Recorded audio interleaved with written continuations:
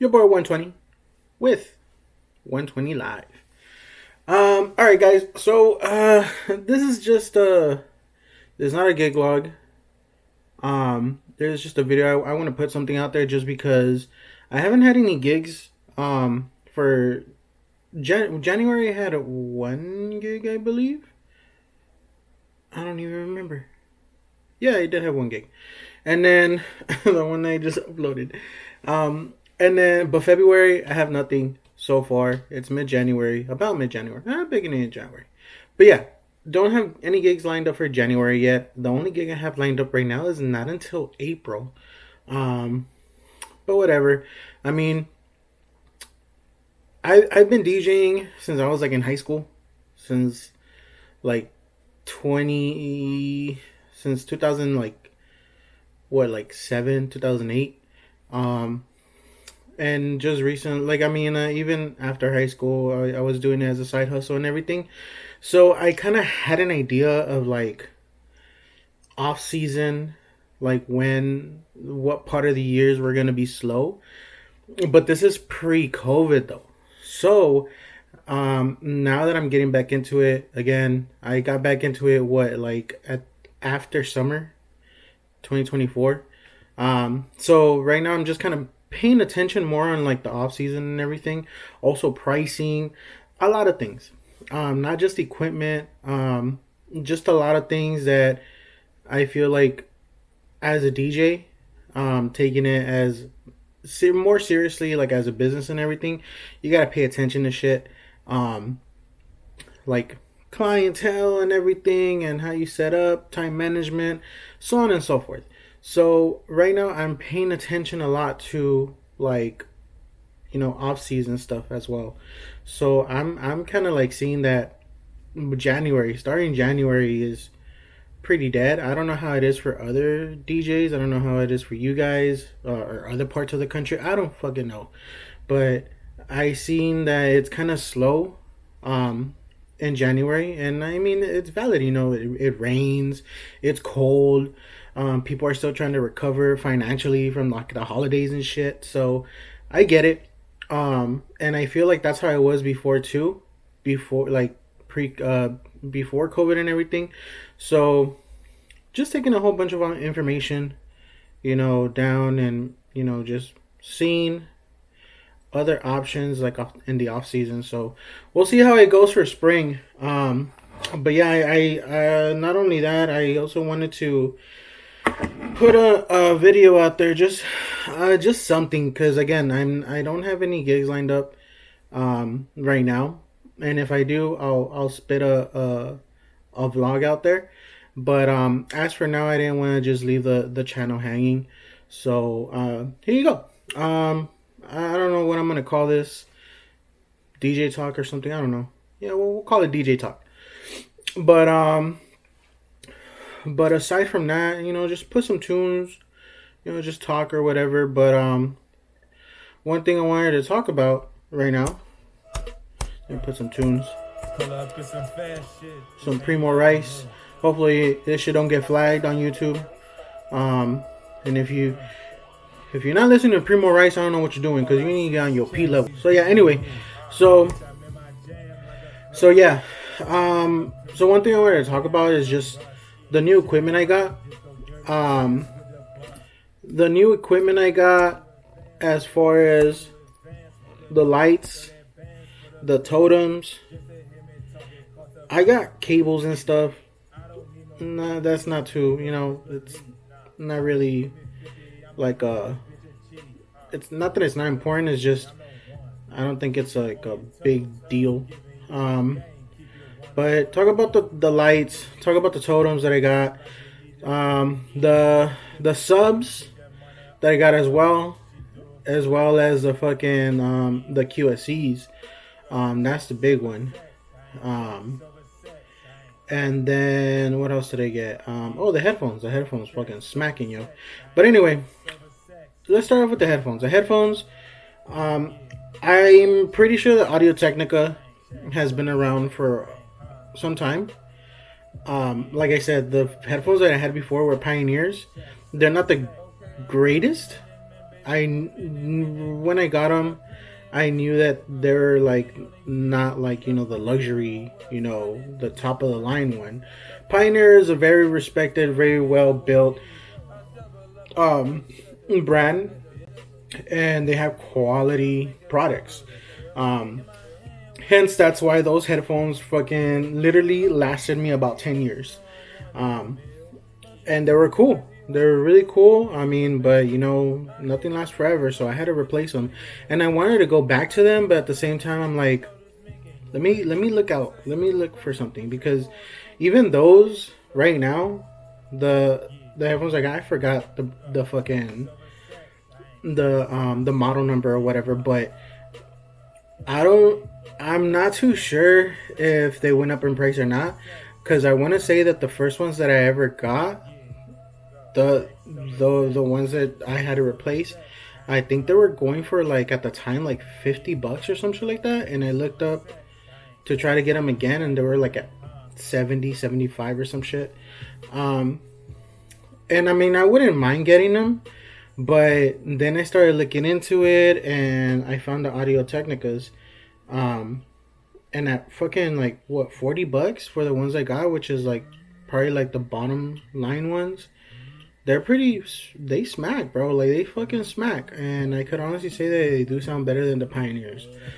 Honestly, and I don't know if it's just because their shit is better, like audio wise. I'm not a fucking engineer or nothing, but I don't know if they're kind of like better built or whatever, or it's just because they're over the ear headphones. I don't fucking know, but I'm happy with the Audio Technicas. I think I had a chance to look at them at Guitar Center and everything. They have them on display. I was able to listen to them. I just didn't really like realize at the time how not having them collapsible was gonna not affect anything. Is just more like the convenience factor, like I would like it for like like the Pioneers. I'm able to collapse them, fold them up, put them in their bag, and toss them in my backpack. These you cannot. And then also the cable, it's not detachable. These are like little things that I didn't really think about at the time. To me, it's just kind of like fuck it, like $40, I'm down, and they sound great. I listened to all the ones that they had, and I didn't really notice too much of a difference between the $40 ones and like the $80 ones, the $150 ones. So that's why I went with the $40 ones. But honestly, if I were to go back, I would want to get at least the ones like I think they're like $100. I think the ones that are collapsible and the ones that have the detachable cable. I think the $150 ones. The thing about those that they're Bluetooth. I think, but I don't need that shit. But yeah, that's the only thing I have to say about the headphones. They're good. I'm happy with them. And the next thing, I'm not at my fucking storage unit where I could show you the fucking products, but I'll go ahead and like just put like a picture or something, or a video, whatever. The next thing, the totems that I got, those fucking totems, they're cool. I've always wanted to get trussing, from even like back then. The thing is that trussing, not only are they expensive, not only is it a hassle to have to carry them around and build everything for every single gig, but also you need a large van. You need something big to transport them. So that's mainly the reason why I never really jumped on like trussing and everything. But when I saw these totems, when I saw these color key totems, and I know they like Rockville has them too and shit. When I saw the totems, I'm like, that shit looks clean with the cover and everything. I know that they're not as sturdy as regular trussing and everything, but I mean, I'm not mounting fucking TVs. I'm not fucking suspending speakers on them or nothing. So it's fine for now. but they look clean. They make for a clean setup. They make for a really nice looking setup, and that's what I enjoy about them. Like I want my setup to look clean as fuck, but I also need that easy installation factor in there too, and I need them to be compact because I'm running everything on a little fucking Honda Accord. So I found those, and again, I know that like Rockville has them as well, and I think the main difference between the Color Key and the Rockville ones is that Rockville actually gives you both black and white scrims for them, which is pretty nice. I wish Color Key were to do that. I mean, what that might cost them like what $5 to add in the black one. But nevertheless, the main reason why I got the Color Keys is because Guitar Center and financial, stuff. You're able to make payments on them. I think Rockville, if anything, you could probably get them on Amazon. But to me, it's kind of like I'm gonna get them together with like other shit that I need from Guitar Center anyway. So, I mean, they're cool. You've already seen them, set up and everything, and vlogs and stuff. They look nice. I like them. They're fucking heavy though, and I know that's just because of the base plate.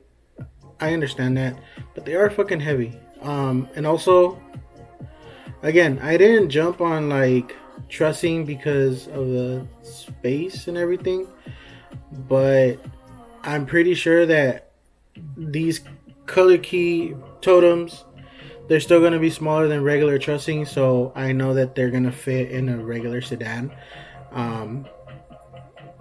Even if I'm keeping them built, I'm keeping them, I shrink them down as far as the height goes, but I keep them together just for easy setup and everything. I think that if anything, I'll probably collapse them if I ever need to, like, if I know I'm not gonna use them anytime soon, and knowing that I'm not gonna like use them anytime soon, and that I need the space in my storage unit. For now, they're chilling right there. I mean, they are in the way, but I'm not in there daily or nothing. So, and they don't get in the way when I'm just when I'm getting the speakers and shit for like smaller gigs or whatever. But if I need to, I'm able to collapse them. So that's cool too. But right now I'm keeping them just there. But anyway, yeah, the totems are cool. They go up to like 6 feet, so that's cool too. I haven't I've put speakers on top of them just to like when I'm in the storage unit, but I haven't like used them to replace like the tripods or nothing for the speakers, not yet at least. I want to get probably like 2 more, so I could do an actual setup where it's all totems and have the lights under them and everything. That I feel will fucking be mint, but that's later on. I think they were like $1.50 each. So it was cool. I mean, it didn't break the bank or nothing. I know they're fucking trussing. I know like for a 5-foot, truss, you're probably looking at about 300 for the truss alone. No base plate, no nothing. So I'm chilling with these for now. But I do want to get 2 more. I do want to get 2 more so that way I could put the wash lights on 2 and then the speakers on the other 2. And that brings me to the next one, the wash lights, the Eliminator Wash 24. So that one, I was looking at the Chauvet. I was looking at the Chauvet Wash Effects too. But to be honest, I was gonna go for them, the Wash Effect FX Hex. I was gonna go for it, but then I started to see like not only the price, not only just like the features and everything. I know that the Eliminator is probably like what, another $50. But I also know that the Eliminator is a lot, maybe not a lot, but it is brighter than the Chauvet. Um, so that's why I went with the Eliminator. Eliminator has been going up in their game. They've been out here. Um, they've always been kind of like the second hand brand. I think on this one, fucking Eliminator knocked it out the park and is making Chauvet, run for their shit too. Um, so if you're looking into like wash lights to cover a big area, yeah, I would definitely say go with the Eliminator. Go with the Eliminator. Again, another extra $50, but it's it smacks. The Chauvet is cool and everything, but Eliminator, this one, that shit fucking smacks. Um, it has a black light, so I know I'm gonna. I still want to do that. I still want to offer the black light package for like for just even like Halloween events, or even if a school just wants a blacklight party, like I know I could do that with that. Maybe get another two so I could put a like another use the other two totems that I'm gonna get and put them on the other side of the room. I don't fucking know, but I want to use the blacklight feature on that, the UV light feature on that, and then also put them together with the Rockville part lights that I got as well. Those also fucking smack. I'm not saying that all the stuff I've been getting fucking smacks just because I got it and I invested money in it. I actually fucking do my fucking research when it comes to like me buying shit. Not just DJ equipment, just like almost anything. I do my fucking research, and that's one thing that everybody needs to be doing. Do your fucking research, because you don't want to be out there just going with the hype, you spending a grand or two and shit, and then all of a sudden you don't like the fucking product. So me, telling you guys about all these products. Yeah, I'm fucking telling you because I do my fucking research, and I go for what I need, what I want, and so on and so forth. So definitely do your research whenever you buy any products. Don't go for the hype. Don't go because your favorite YouTube DJ fucking tells you to and shit, but they're fucking either like getting paid and shit, or they own the fucking brand or whatever. But yeah, definitely do your research, and then also put in perspective, we're a business.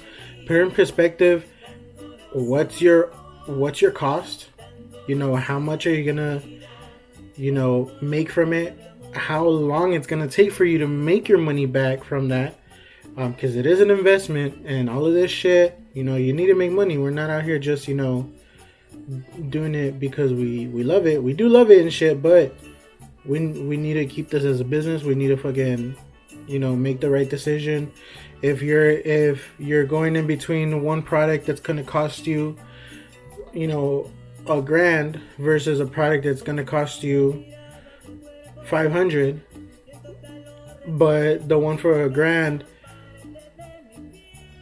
you're only going to use it once, or it's not as good as the one that's costing you 500, but it's just because of the fucking brand. Nah, fuck that. Your clients are not going to be like, oh, that's a Rockville Par 6 RF? No. You need to bring fucking ADJ shit. You need to bring Chauvet shit. Like, I don't want no Rockville at my event. Bro, they're not going to fucking care. And if they really do fucking care, put your fucking sticker over it and cover the fucking brand. And that's it. But yeah, and for the most part, your clients, I'm pretty sure they're not going to be fucking checking what brand products you're using, As long as they work for you, as long as, they're going to last you a long time, and as long as you're going to be able to make your money back, and as long as your client is going to like it. as far as like the look and everything and the functionality. As long as that's cool, fucking get that shit. But yeah, the next thing, the Rockville Par 6 RF. Those motherfuckers, they be smacking too. Like I said, like they smack, and they're cheaper than anything that I've like found. And again, you've seen that video. Yeah, they're plastic casing or whatever, but they're chugging. They're fucking chugging. And if for any reason any one of them breaks, I'm pretty sure I could fucking put like some, I don't know, plaster or something just to cover a crack or something. Or if I need to replace the whole fucking light, it's not. Yo, all right. My camera fucked up, and I was probably like talking for like another 10 minutes, and I didn't realize that my camera had fucked up. But anyway, going back, the pars, the Rockville pars, fucking chugging. And if for any reason I need to like replace any of them because they got broken or whatever, it's not gonna, fucking cost an arm and a leg to replace one. And again, like, yeah, they're plastic, but you're putting them like, since they're wireless, you're putting them like everywhere. And fucking kids are attracted to them. Like, there hasn't been one event where I go and I put these up, and there hasn't been a fucking kid that, like, is trying to, like, grab them and shit. Like, so, even if you have to replace them, it's not going to cost you an arm and a leg to replace one. So, I mean, go with it. Go with it. Essentially, we got to think about this as a business. The client is not going to be like, hey, you know what, you're not using a DJ, you're not using Chauvet, I'm not gonna pay you what you're asking. Like, no, like, as long as it looks good, I'm not saying that, just get any cheap product or whatever, but you gotta look at your return on the item, what's gonna cost you, your overhead and all that shit. So definitely start thinking about these things. Don't be ashamed to be getting like off-brand shit on anything, especially fucking cables and shit. Cables, Amazon cables work just as well. So yeah. So aside from that, from the lights, what else was I gonna get at? Yeah, I want to get the totems. I want to get more totems so I could put the wash lights, and then on one of them, and then the speakers on the other one. But yeah, again, I needed to go back because my camera fucked up. But anyway. Aside from that, blah, blah, blah. The next thing is the subs. Now the subs, the Harbinger 12s, they're fucking smacking, bro. Like, smacking gacho. Like, they're dope. Like, again, I do my research on all of my products before I buy them. So I was really, I had listened to them, or at least one beforehand, and fucking loved them right off the bat. And that's why I decided to get 4, because again, I know physics is still a thing, and I know that in order to get like some deep big bass, you need a bigger box. But for the type of events that I'm doing right now, it doesn't require a lot, and it's only DJ. I'm only DJing, so essentially, I don't need much. But I do like to have that, like, hey, if I need to bump it, I can. With these, I'm gonna be completely honest with you. When I run 2, anytime I run 2, I've been told to turn it down. Whether it's a venue, whether it's a house, backyard, whatever, I've been told anytime I run 2, I've been told to turn it down, whether it be from the cops or the people in charge of the venue. Like, I've been told to turn it down. So they fucking bump, and I don't know if they have. Again, I'm not like a fucking audio expert or nothing, but I don't know if they have like a long range or whatever. But they're fucking smacking, like, really good. And also paired with my JBLs, I feel like they kind of overpowered over the JBLs. I felt like the bass was a little bit too much, and the JBLs, I wasn't clipping them, but it was at the point where like I usually don't turn it up more than what it was, and that was for that quinceañera that I had in October. I felt like the JBLs were too weak for 4 subs. Maybe for 2 they're good, but for 4 subs it was a little too much for the JBLs. But when I pair them with the QSEs, they're like perfect, perfect. I'm pretty sure I could turn up the QSEs a little bit more, but essentially with 2 subs and 2 QSEs, perfect. Um, I think I could even run the 4 subs with the 2 QSEs, and they'll sound fucking good too. The JBLs were a little weak or whatever, but the thing is, the way I have like with my equipment right now, the setups that I kind of like have in my mind that I could use, the JBLs, I'm only gonna use those. And again, the JBLs are like 12 inches. The QSCs are 8s.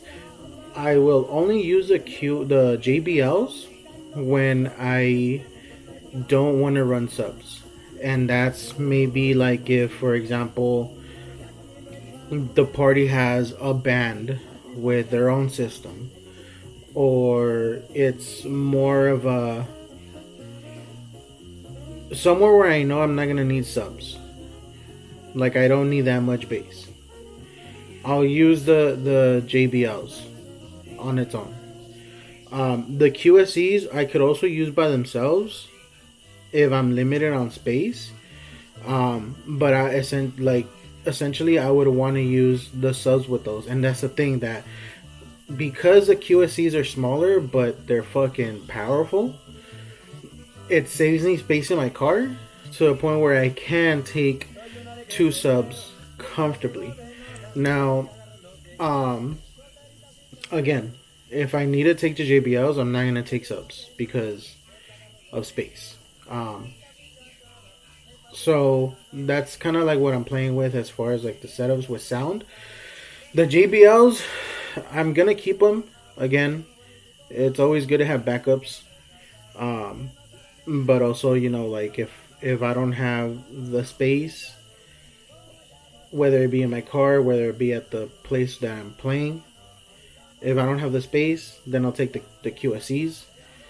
Um, or if I don't need the subs, I'll take the JBLs. But yeah, the QSCs, fucking amazing, man, amazing.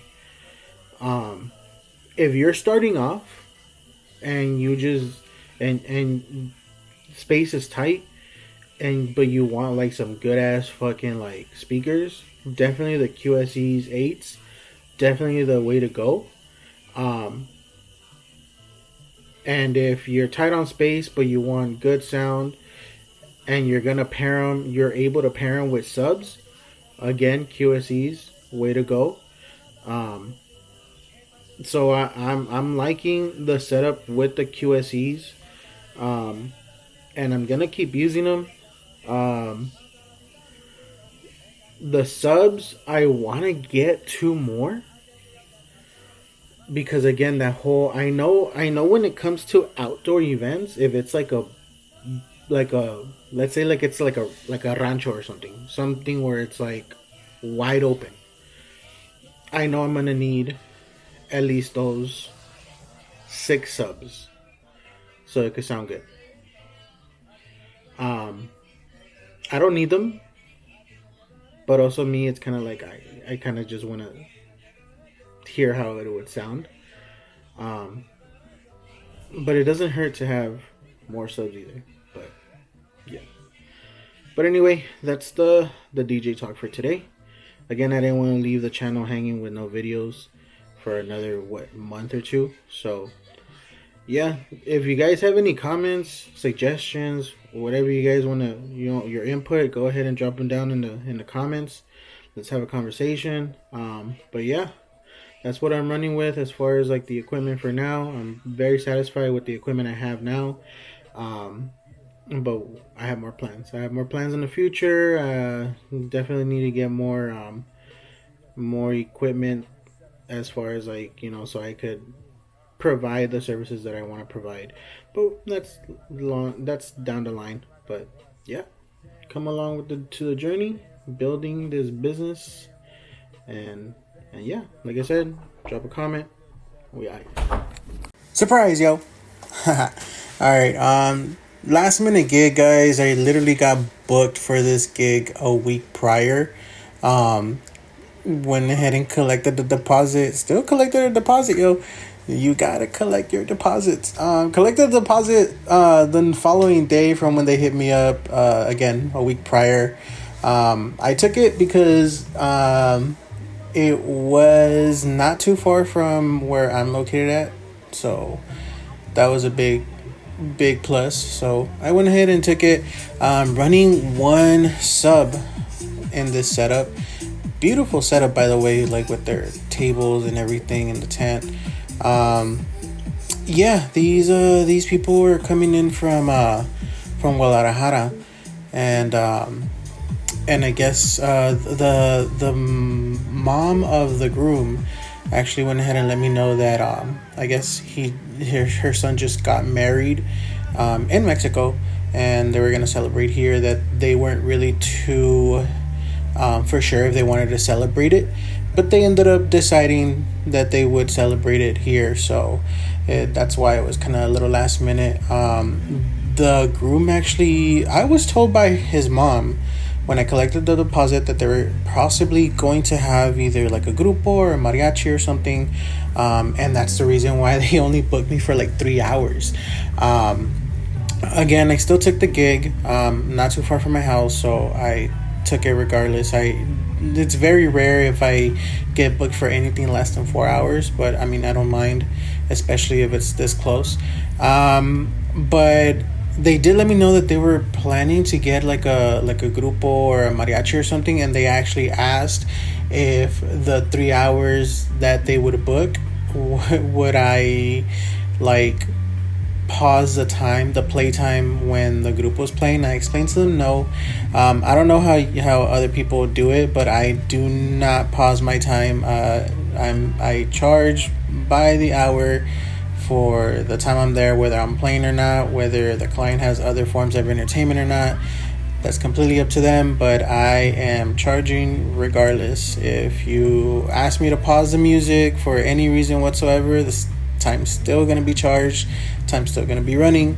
But how do you guys deal with that situation? I know that that some people do pause. I don't know. I think it's just like very, I don't know.